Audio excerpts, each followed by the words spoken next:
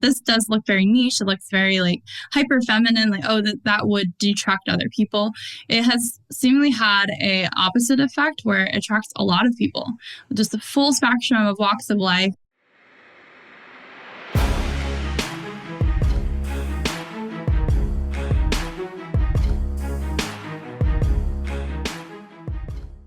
What's up, guys? Welcome back to another episode of The Dime. I'm Brian Fields, and with me, as always, is Kellen Finney. And this week, got a very special guest, Chloe Kaleiokalani, co-founder of Cake. Chloe, thanks for taking the time. How you doing today?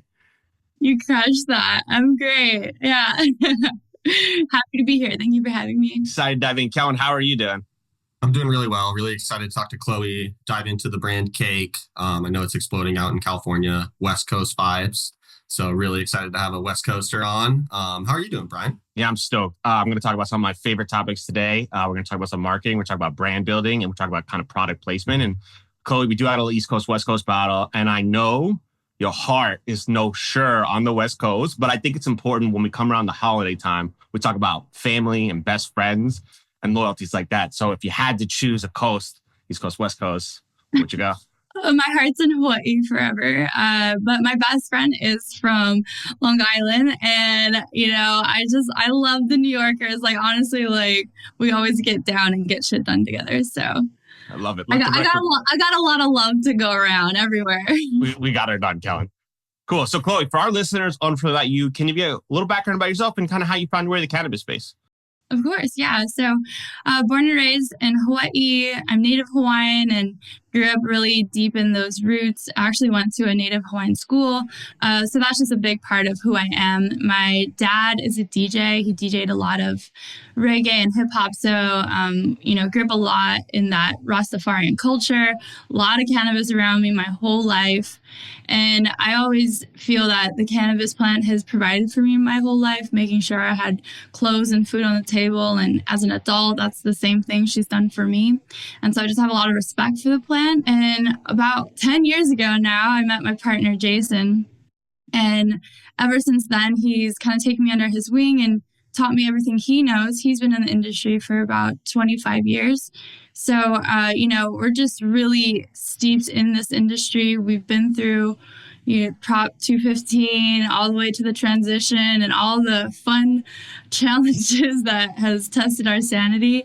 We've rode a lot of waves in this industry. So all of that experience and everything we went through kind of has gone into Cake. And this is a culmination of all of our experience and everything we've learned along the way. And I've gotten to really be playful and have fun with the pink branding and the neon and, really shine as a bright light after going through so much. So yeah, that's kind of what got us in. I love it. So let's talk about the origin. I know both of you have a ton of history with cannabis, but the early days of Cake, was there that the original name? Was there a different product kind of concept? Was the branding? Take us through those first moments where you're like, this is what I'm thinking, this is what I want to start. So we started as growers. Jason has been growing since he was really, really young. He never stopped. He got very deep on genetics and learning how to, evolve those genetics and produce the best genetics possible.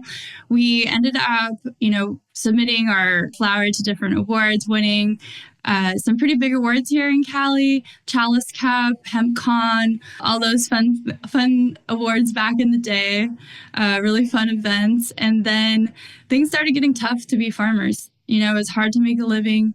This new thing, called extraction into vape pens was coming out. We're like, well, let's just learn and see what this is about. And we learned the whole process. We learned extraction. We learned hardware. That's a really tough one. Supply chain. That was probably one of the biggest dramas at first. Terpenes and formulations and just everything you could about creating extraction and vapes. And then we really just started producing for other people. So white label manufacturing. And then at this time, 2016, now it's recreational. So there's this huge evolution of the industry and we're just doing everything we can to survive. And it wasn't until about 2020, we started to think about making our own brand.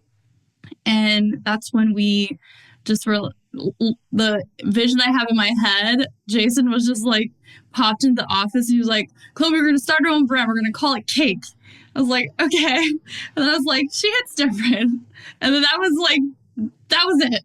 We had no intention of it being some big grand thing. It was just like, yeah, fun, and at first Jason wasn't sold on She Hits Different, but I was like, no, we have to have it. Like, I need to see it. I'm like, cake. I'm like, it could be dessert. It could be booty. It could be whatever you want it to be. And so I just wanted that cheeky flair. And from that point, we just were like, okay, well, let's launch a disposable that has, like, the revolutionary thing we did was it had a charging port to recharge it. So that's like what really took off, like very hilarious that it's so simple, but that's really what it was. And then from there, it just started evolving. And it was like, we learned how to design our entire hardware. So it's all our hardware now. It's patented. That's our exclusive hardware. We're very proud of it.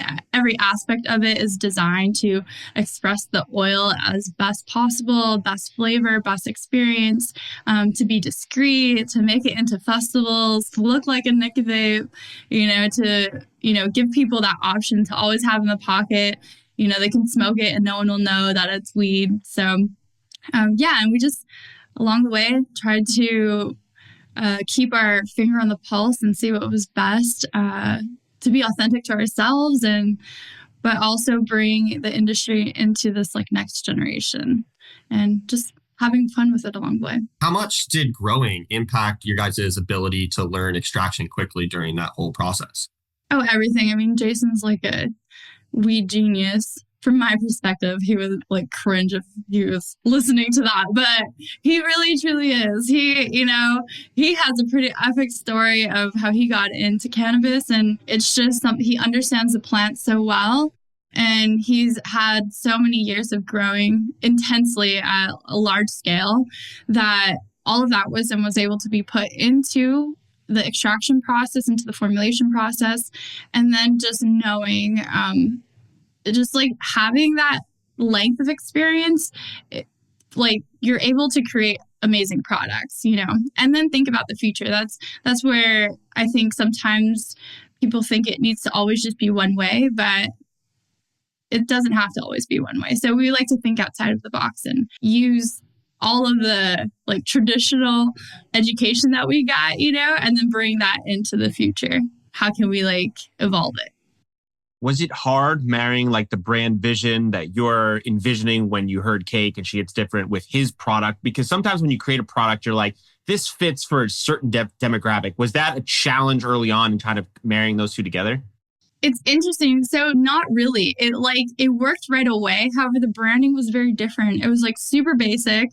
It was just like, it looked like a cigarette pack at first, and it was just like a color. Like, that's it. It is so basic. But then we had to evolve, and really last year is when I just went hardcore on the pink. And Jason was like, I don't know about this, Chloe. Like, this is a lot of pink. There's pink fur everywhere. I'm just like, fuck it. So, I'm like, let's do it, and I think it's been working out really well. It's just true to me and who I am, and I want to bring back the playfulness. Like, my background is in art and design and photography, so along the way I've designed a lot of black and gold and like white and gold for all these different brands. And, I just wanted to do something that was different and brought not so serious. I didn't want to be so serious about it. Like the plant's playful and makes you have a good time. So I wanted our marketing to match that.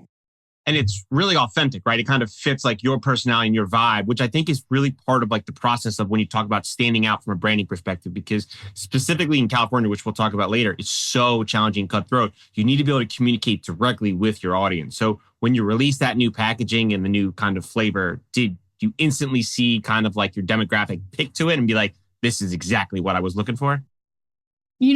I'm grateful to say yes to that question. It was a smash hit right away. However, I did hold back on the pink a little bit. Like I had all of the pink hardware, but the packaging wasn't pink yet. I was like, oh, we'll just keep the white packaging, like you don't want to be. Compromise. Yeah, I was like, compromise. But I had, with two of our main partners in NorCal and San Diego, we had launched our 1 gram version of that with like the pink, blue, and the white I code it for sativa hybrid indica. But people just like were going crazy for these boxes because they're just like, we want the colored boxes. I was like, okay. So now we've moved everything over. So we're loud and proud with our pink, and we're also OG ravers. Like we've been raving for a long time. We're very deep in the EDM community and culture. So like the pink matches that, and big surprise, everyone loves some pink fur and neon lights at a rave, so it works for us. Was there any doubt when you first kind of converted to the all pink that maybe this was just like a singular feel and maybe Jason might have been right? Oh, for sure. I you would think after so many years of being a creator that you doubt yourself less, and no, I doubt everything, and then I just like get over it. And if you take a risk, there's no reward. Well, I think that's the part that's like so important, right? Is like we've seen kind of the hockey stick growth, but that's the moment where I think people need to understand more is like, while you thought it was going to be successful, there's always that sort of like self-doubt when you release something as a creator, like, are people going to like it? Did I take it too far? Is it a one-of-one concept? And that's where I think like the challenge is for some people to recognize that even if you still feel this way, the market decides whether or not it works. Absolutely. And I feel as an artist, it's really important to learn how to navigate that, because it's never going to go away, and like have a good relationship with your doubt and just use it as feedback and be like, is this true to me? Do I love this? Okay, well, let's just, let's try. If it doesn't work, we can pivot. But if like you feel strongly about it, you should at least give it a chance, or else what are we doing here? 100%. So who's the brand demographic? For those who are listening versus watching, they might not be able to understand as much. So who would be the brand demographic? So when I envision who is smoking this, I feel like I'm really envisioning myself. I just see myself at a festival and I'm listening to one of my favorite DJs or one of my favorite musicians, and I have a cake vape in my hand, and it's just like the vibes are high, and even the color choice and the fur, it's like all these things that bring back that type of joy. So it's that person who loves that space.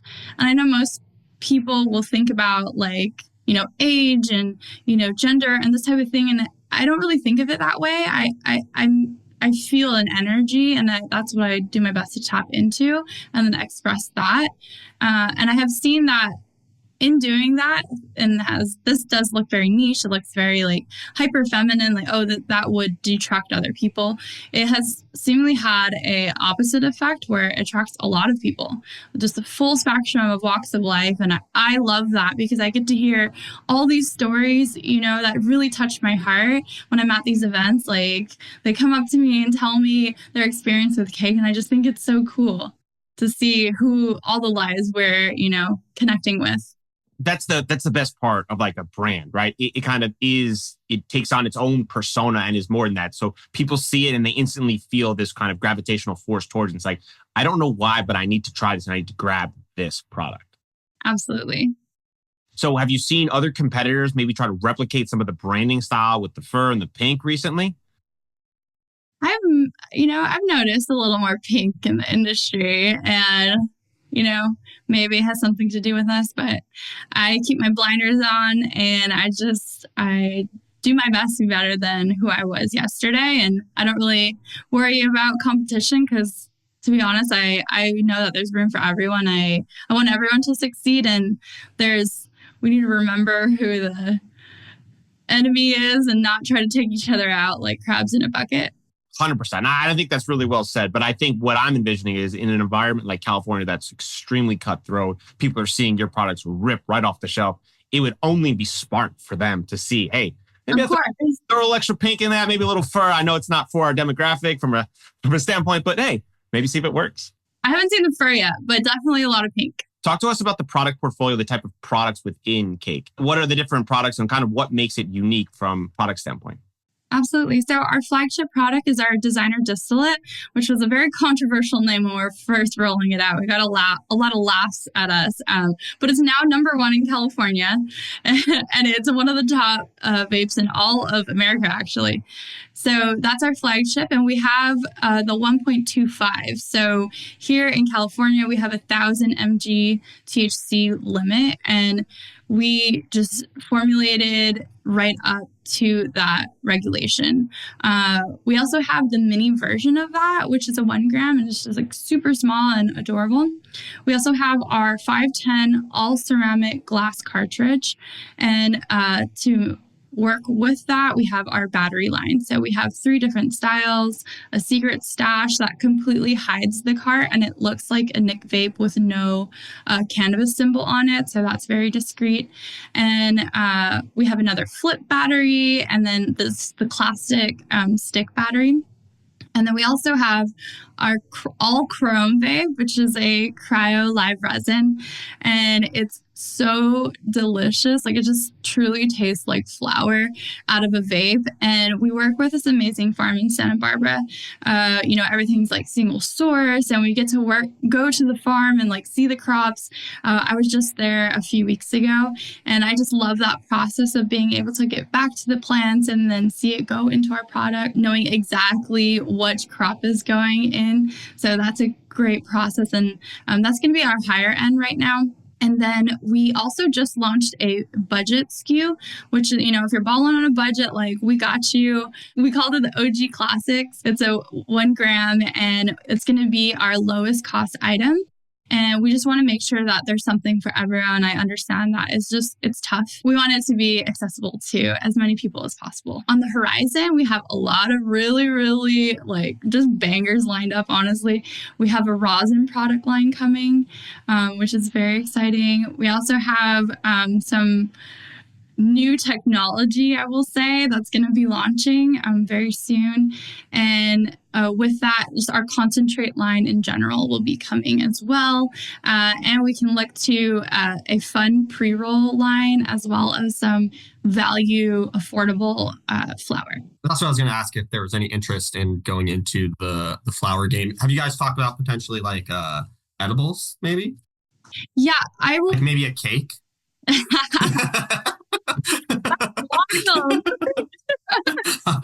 Well played, Kellen. Gosh, we can do that for a fun event. Mini cakes. Yeah. We used to make these cake pops. They're really yummy. Those would be fire. Yeah, except for one time we made them too strong, and then it was a little intense. So. Yes. I can see that being the problem. It's different, right? Yes, killing it. I always tell people, I'm like, shit's different, that's a disclaimer. That's not just a motto, it's a disclaimer. But yeah, so edibles will likely be last, if at all. I mean, I always wanted to do a gummy just because I think they're fun, but we're definitely going to focus on flower after this. We have a lot of amazing launches for our vapes and concentrate lines, and then start our flower line. Because of the shelf life, we wanted to bring that on after all of our vapes, just because we were so set up, in manufacturing for our vapes. We wanted to ensure that we could handle the shelf life differences with flower. But it is coming. We're very excited about it. The designer distillate, what was the pushback there? So calling distillate designer is sacrilegious. What is different about it? Do you guys do a different process for it? So to me, everything about it is designer. I mean, everything that went into the hardware is, you have to start with the hardware, because if you don't have quality hardware, it doesn't matter what oil you're putting to it, it can taste like shit. And so we made sure that, one, the hardware was great. And then we're working with, really big farms that understand the quality that we need for the oil. And then we have our cryoterp process as well. And that's our proprietary process for preserving the full profile spectrum of the terpenes. And this is very important for flavor and making sure you have that great experience. So, and then the packaging is beautiful. I have all this fun artwork. So I do my best to make everything about it designer. And, people will say that we shouldn't do that, but now it's thriving. It's doing great. And I just love it. I love the, iteration of the designer distillate and the way it looks. So I went with it. I think that's important because you're pushing the boundaries of what is kind of like commonplace. And I think especially early on where it's so competitive, you're looking for ways to separate from the pack. And if you could just imagine yourself walking through like a CVS when there's 1,000 products, how do you stand out? That's the way I try to like illustrate to people who haven't been to a dispensary. It's very hard in order to really understand like product characteristics. So when you're trying to hit that upper echelon of a market, how do you communicate those words? Well, designer is a great way to do that. And I can only imagine that people read that and go, ha, well, this says designer. It's probably better than this other product that doesn't say designer. Yes, it's important to understand the psychology of words. And while, say connoisseurs may disagree with that, however, my intention is to reach as many people as possible. And to do that, I need to speak to them in terms that they understand. So it's okay if some people don't like it. Like, I'm all good. You can buy something else. Maybe buy our Cryo Live resin. But this is for a very specific demographic to reach as many people as possible. And this is what I decided was best. Also, those connoisseurs have to try it in order to validate that it's not designer distillate. Yeah. I'm like, tell me I'm wrong. It's okay. They're like, well, when I tried it, it might be. So like gotcha. I'm still buying it. It's for my girlfriend though. Yeah, of course. The stars on the packages, what does that illustrate? What's the importance of that? Yeah, so I was noticing that it was challenging to express in simple terms the flavor. Like I ended up reducing it to just sweet and gas because I feel like those were the two major flavor profiles people were looking for. So if someone wants something that is very sweet, they can look for that 5-star rating. And if they want something super gassy, they can look for the gas 5-star rating and then the sweet, at that 0 or 1, just so that it's something simple and they can be like, okay, I get it, because I wanted to avoid customers being let down if they didn't fully understand what the flavor profile was. And I also wanted it to be something that could be taken in instantly. So that's how I ended up deciding to go with that star rating. Was that based on a conversation you had with a friend, experience that you had? Because it's very intuitive, but not commonplace again on packaging. So what was that reasoning behind that? Like, was there a specific event that led to that? Yeah, I love that you asked that. So I'm a real ground and pounder. I'm not afraid to get my hands dirty. So I was actually holding PADs at the shops and going shop to shop and just hearing a lot of the customers. And then in the process of actually selling to different customers who were coming into the dispensaries, I was noticing that I kept saying that to them. And I was like, why don't I just put that on the packaging? That's so much easier. And then we don't need to worry. If someone does not like sweet and they're getting the watermelon, I'm just it's not a good match. So I wanted to solve that problem. Yeah, I mean, it's so straightforward, right? You boots on the ground, you hear from a customers, they ask the same question. You understand, okay, if we communicate this one, they don't have to ask that when I'm not here. They just look and they know. And also, lady, watermelon, come on, you got to know. Yeah. You would think, but you never know these days, and, there's just such a full spectrum of products. So we have to be able to communicate it so that the customer knows how to, move through this sea of products and get what they want. Talk to us about some of the limited edition drops you guys do. Oh, yeah. So our Chrome live resin is actually a limited edition drop because we work with the farms, a year ahead of time, sometimes more. We only get that batch and then we need to shift it because, now it's a new crop. So the Cryo Live Resin all Chrome is actually about to sell out. We only have, I would say maybe a month's worth left. After that, we're going to be shifting to a new iteration of that Cryo Live Resin, and it's going to be in our little minis, which I love so much. So we just do our best to keep it new, keep it fun and fresh, as well as we have a very cheeky drop coming in February. So it's going to be our Valentine's Valentine's Day drop. And if anyone's familiar with our branding, you can definitely expect a very cake drop that is not afraid to, ruffle little feathers. So I'm very excited about it. I don't even want to talk about it yet because it's too good. It's too good, but keep your eyes out because you won't want to miss it. That's for sure. It's just the three of us in case you want to share a little more. I'll give you a little taste. I'll keep it to you after. Perfect. Off camera. How do you decide the hardware? You said that you're putting the next iteration of the Chrome into the minis. How did you kind of come up with the hardware that you're going to utilize for that next iteration? Yeah, so the Chrome was so special to me. It took me a really long time to even get it to where it's at. However, it costs a lot to do that.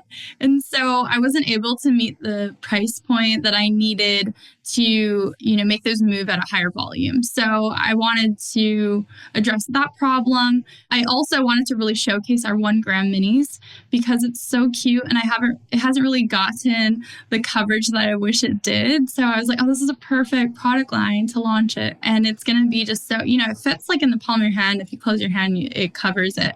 And I think it's just now that we have our 1.25, which is larger, and then bring that next to it, it even makes it seem smaller than it is. And it has that kind of wow factor now that 1.25 has had so much traction.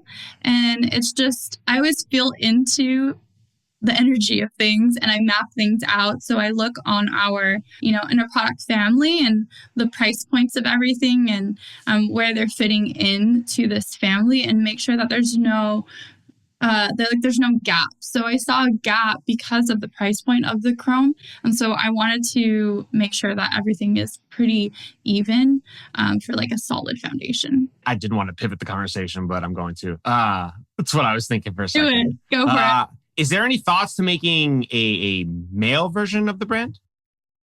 There's been rumblings of that. So we do have our blue, like the indica is blue. Right. Sometimes we'll lean into that, but I haven't really thought of names. Well, there's one name I won't say it yet, which is a good one, but definitely, some rumblings. So in the future, potential. Is that just like another intuitive feel, just like based off the original conversation between Cake and Chi? It's different where like there needs to be a moment between a conversation where it just kind of like clicks? Yeah, it'd have to feel right. Men aren't really averted to cake. So, also we have a lot of booties running around here at Cake, a lot of designs of the female form. So men are all about it. If the time's right, I may launch that. However, I don't know. It's kind of doing pretty well. So.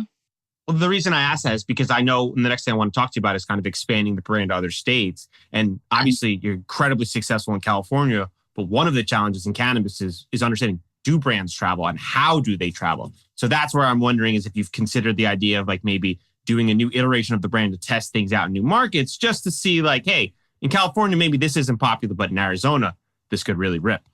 Absolutely. Well, so we are currently in Arizona and we're kind of doing a full overhaul there in the new year. We're in the process of it. So really taking things to the next level, analyzing the market, seeing what's best for each market. And we're launching in Nevada. So exactly what you're talking about is what we're doing. So not everything works, that works in California, works in Arizona or Nevada. There's also different regulations. There's all these fun challenges that you get to solve all the time. And the market just wants something different. And in Arizona, we're doing our best. It's going to be much more of like this connoisseur heady focus where we're going to be launching things that are a lot more just like true to strain and tasting like flower. And that's going to be the focus. And we'll have our branding a lot in our events out there.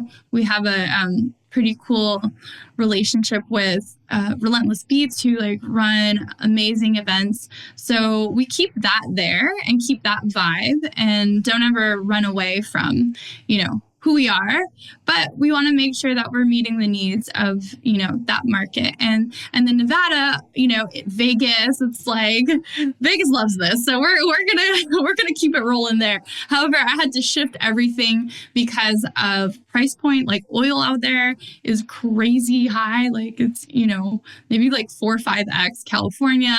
Yeah. So yeah. And the regulations is 800 mg of THC. So that just really makes things tough. But we've sorted it out. We're going to be launching our designer distillate out there in the mini form factor.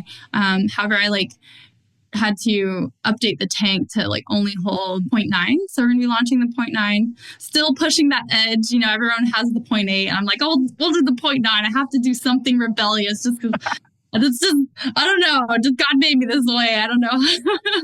But yeah, but we will be launching the all chrome out there, very Vegas, very glitzy, and having fun with it. So when you go to a new state, is there certain research that you do? Do you just go to dispensaries? How do you evaluate a new state and you're like, okay, this is the next one on the docket? Yeah, well, we have to run a lot of just sales models and see if it makes sense financially first, and then we need to find a partner, someone that we trust, someone that's going to honor our quality and everything, make sure that they're representing our brand well and that they work with our team well.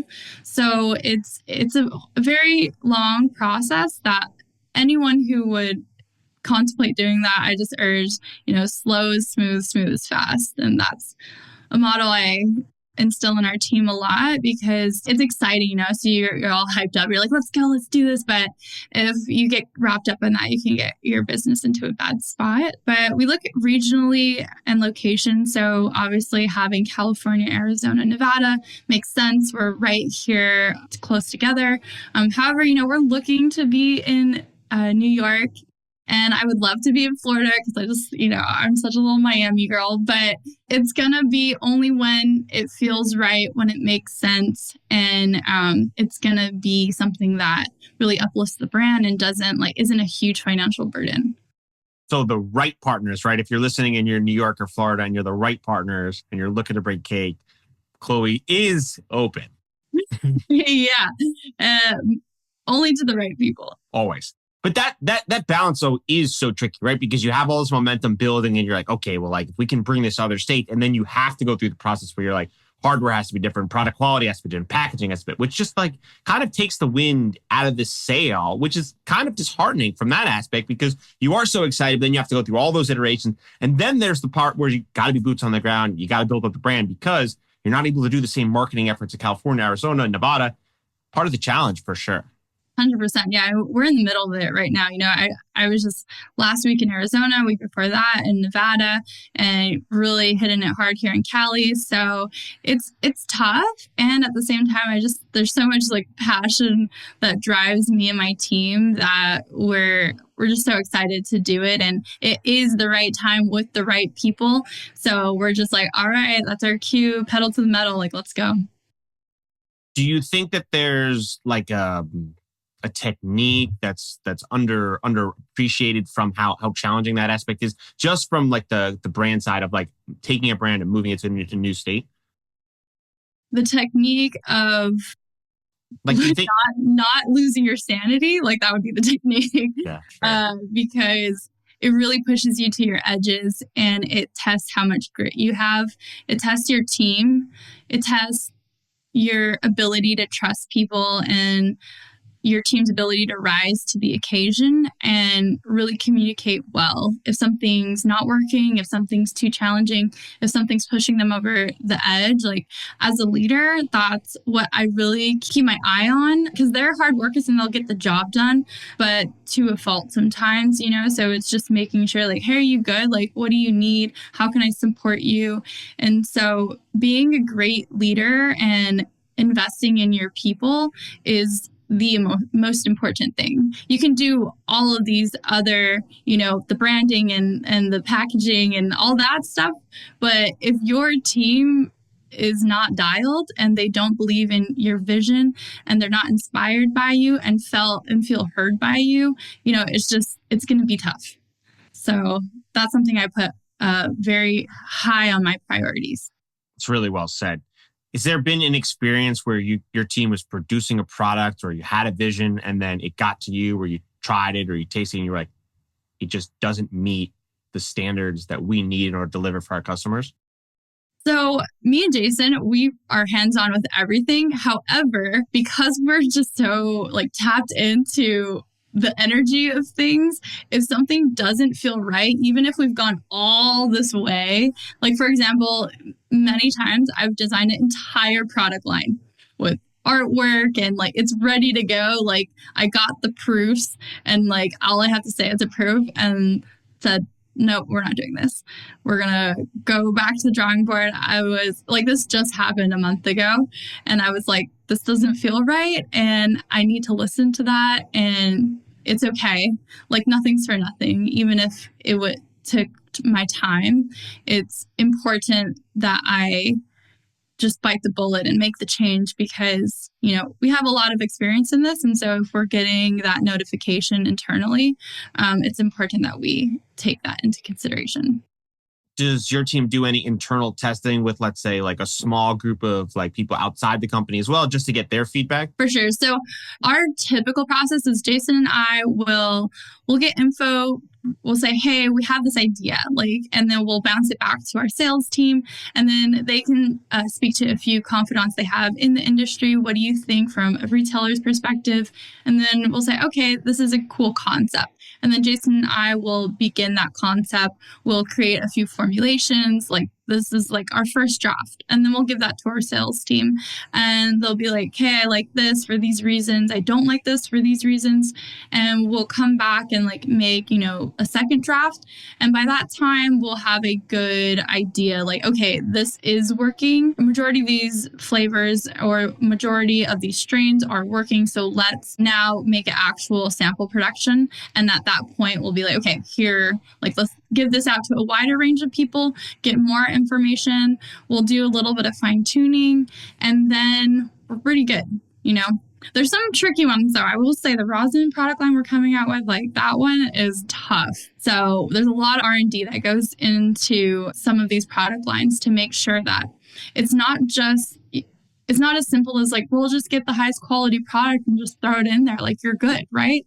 I'm like, no. Clearly you haven't done this, but so you gotta make sure that amazing product is expressed in the pen or in the vape that you're using, and then that it stays like that on shelf. So there's all these different elements that you need to take into consideration in this process. However, I love that process, and our team, it's extremely collaborative. So I want to hear from everyone, good, bad, I don't care, lay it on me. And our team loves that as well. They come from really big companies, and I feel some of the companies are a lot more corporate, and so there's not really that opportunity. So I love that we can offer that to our team. I think that's so important because sometimes people forget that your team is trying to push the line for innovation, and that's not as effortless as we got a cool product, shove it in the bag, send it out. There has to be constant iteration, constant feedback, and constant kind of testing the market, because sometimes it's pushing the market where it says, hey, maybe they're not ready, but you're like, no, we are ready. We're going to go for it, and the market will catch up to us. Yeah, 100%. And, nothing's as simple as it seems. So even if a common line I'll hear is well, all distillate is the same and all distillate is low quality. I'm like, that's not true. How you do something is the most important thing. You can have low quality rosin, you can have low quality live resin, and you can have amazing distillate. That's just how it goes. So how you do one thing is how you do everything. And so I want to put our best foot forward in all that we do. And from every step of the process, we're looking to do that. Love it. Talk to us about the dab device. Oh, yeah. So very excited. We actually just submitted our patent for the dab device. And this, right now, I'm going to be calling it the dab baddie. And Yeah, so very excited about that. It's going to be launching, I think, in March, if not first week of April. And because of Chinese New Year, it got pushed back a little bit. However, we really needed to make sure we had that patent in and all of our IPs protected. But it is a very small, approachable dab device that we wanted to, again, target people who may not have as much experience. We don't want it to be, scary. We want it to be approachable and intuitive. So it fits into our family form. It looks very similar to our designer distillate form factors and just slightly bigger. It's pretty small. So it's very cute. And we've developed like two different atomizers so that there's two different experiences you can have with it. And we just wanted to keep it simple, however, offer some level of, a connoisseur experience, even though it's going to feel like a vape in your pocket kind of thing. You're like, oh, here's like my little vape in the pocket. And I know some people are coming out with dab devices. However, ours is very cake. It's true to us and it will fit in our form factor. And it's going to be launched alongside our concentrate line, which we're very excited about. How long did it take you guys to design that? How long was that process? So this is Jason's creation. I always put my little finishing touches on it, and he always makes sure that, I approve it. But this was really what he thought of probably, I want to say a year and a half ago. Yeah. So it's been in the process for a while. He's wanted to launch it way sooner. I hear about it all the time. Like, I know. But I feel there's, perfect timing, and we're excited that the patent was finally filed. But that process is very challenging.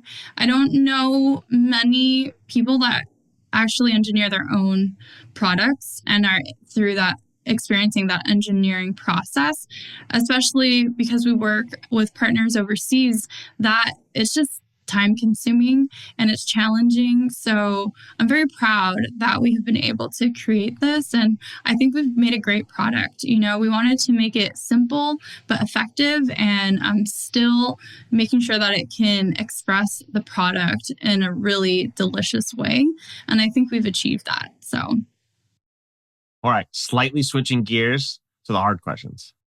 Let's do it. Dream smoking session, 3 people, dead or alive. Ooh, that's a good one. Oh my gosh. I'm like, is it dead or alive? Okay. I want to smoke with Jimi Hendrix. And I was such a huge Janis Joplin fan as a kid. And alive, oh my gosh, popped into my head is my dad. Perfect. I was like, that's such a corny answer. No, family is a constant one, especially for the third person. They don't want to miss out. It's a pretty good group. Yeah. Yeah. He would be pissed if you had a smoking session with Jimmy and Joplin and didn't invite him. Super pissed. Like, what? You had 3 people and I was in one? Fair enough. What question do you wish more people asked you? Oh, that's a tough one. I think I would love if more people ask me what drives me, because to me that's everything. I think it can be kind of like not really seem with the pink and all this ravey, kind of the sexy branding, but my purpose, what drives me, is a very, one that's very close to my heart. And I genuinely feel that this plan is a part of a greater movement of sovereignty, of medicine and freedom to grow a plan and make a living and live outside of a society that, I never really felt a part of. To be honest, growing up, I was very much that black sheep, rebel soul. And so, seeing how this plant can offer you the freedom to grow and you can even create, different textiles, and you can create food out of it. It's just this really amazing miracle plant. And it's really important that people can have access to this. And the fact that it's still federally illegal is, to me, is unacceptable. And it with I'm a huge tinfoil hat girl as well. So, I believe it's to make sure that the people don't have access to this plant. And so everything we do is to serve the plant, serve the people, get it to as many people as possible, and to really bring in that childlike joy and let that drive us. So that is the, huge driver for me. And when that's my purpose, it's easy to work really hard and, push myself beyond my limits. I love it. Last question. Chloe, we're sitting here 1 year from now. What has changed for Cake? Ooh, yeah, a lot's going to be changed for Cake in 1 year. Yeah, so I would love to be on the East Coast in a year. And I also would love to be potentially international. Having we built our community big and we're having amazing events and we're having fun and, even having more merch and apparel available to everyone, all of our product lines, all of our flowers out. I'm so excited to have flower finally.